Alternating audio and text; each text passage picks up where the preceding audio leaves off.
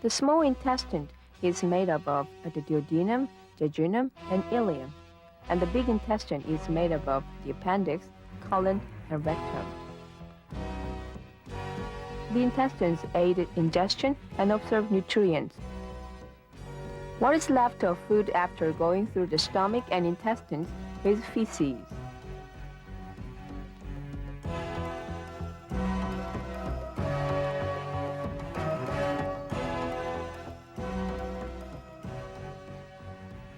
Our body has ceaseless changes. There must be various causes, but the biggest cause should be our eating habit. We find the new eating habit of the modern times very convenient, but the side effects are serious. Let's talk about the intestinal disorder, which is one of the most common diseases caused by the changes in our eating habit. Types of intestinal disorders include chronic and acute enteritis, duodenal ulcers, and hypersensitive intestines. All this is caused by increase of germs in the intestines and can develop from gastritis and enteritis. Hypersensitive intestine syndrome, which afflicts many people today, is not due to the actual intestinal disorder, but stress and tension. Duodenal ulcers are caused by compression of the intestinal walls when bile and pancreatic secretion are not sufficiently neutralized in the duodenum. It is very important to digest and excrete food.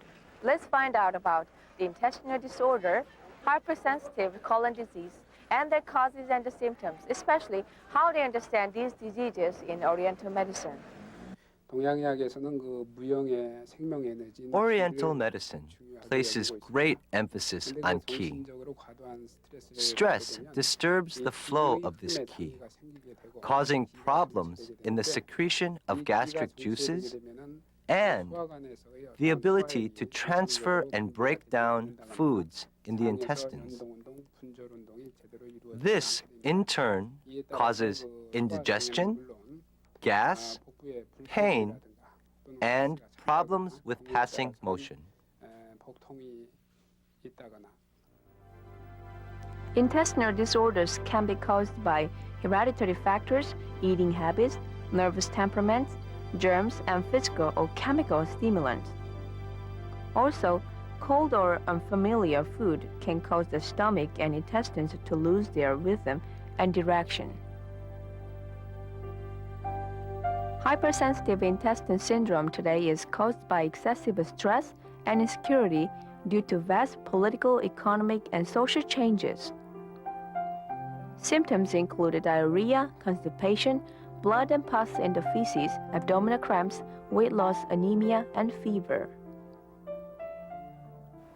It is easy for an intestinal disorder to develop into a chronic disease and to recur after the recovery. Let's look at the treatment method for intestinal disorder in Oriental medicine. Because each patient will have different symptoms and causes, the patient's constitution, health, and inflamed area must be considered before deciding on the type of treatment.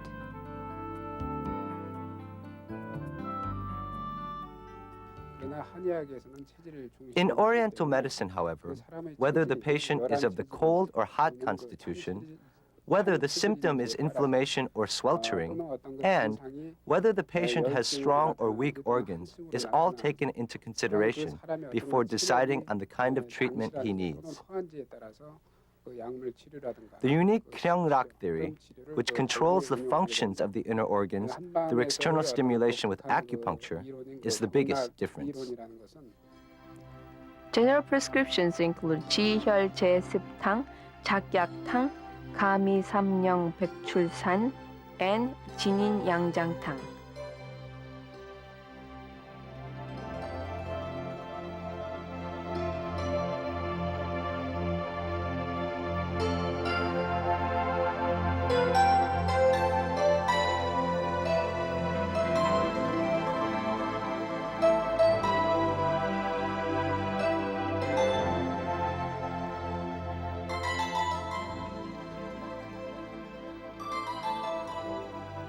As for hypersensitive intestine syndrome, acupuncture to control the anatomic nerves, accompanied by 가미곽정탕, 보장건비탕, or 안심온담탕, is recommended.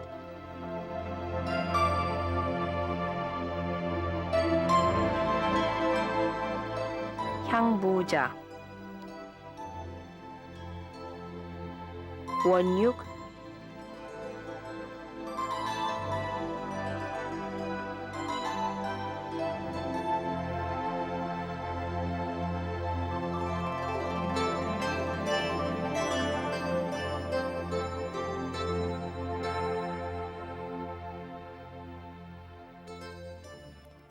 By stimulating these kyunghyols through acupuncture, we can control the disorders in the internal organs. A formless energy exists in nature to maintain order and harmony. The same kind of energy exists in our bodies, and we call it ki. Ki flows through what we call the kyungmek. Just as there are 365 days in 12 months, in the 12 kyungmeks are 365 kyunghyols, which show the flow of ki. Generally, the kyunghyol related to the intestines start at the second finger. Between the base of the thumb and index finger lies a kyunghyol called hapgok, and stimulating it can help cure indigestion and problems with bowel movements. The stomach and intestines are located under the diaphragm. Thus, the kyunghyol situated between the navel and gamsongdolgi is used to treat intestinal disorders. This is called the central hyol and is the spot that enhances the ability of the intestines to transfer and break down food. About 5 centimeters away from the navel, on both sides, lies the cheonchuhyol, which can cure constipation. Between the first and second leg bone lies the taechunghyol, which can cure digestive disorders, liver malfunction, and diarrhea.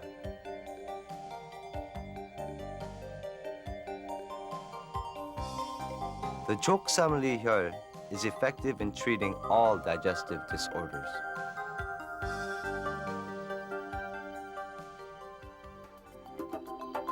To prevent intestinal disorders, you have to avoid overeating, alcohol, smoking, coffee, soft drinks, cold food, and instant food. It is also important to avoid the stimulation and stress. Regular meals, exercise, and good bowel movement habits are recommended. We've looked at intestinal disorder, which happens to be the biggest headache of the modern era. What's most important to those who live in the modern society must be the balanced and rhythmic lifestyle.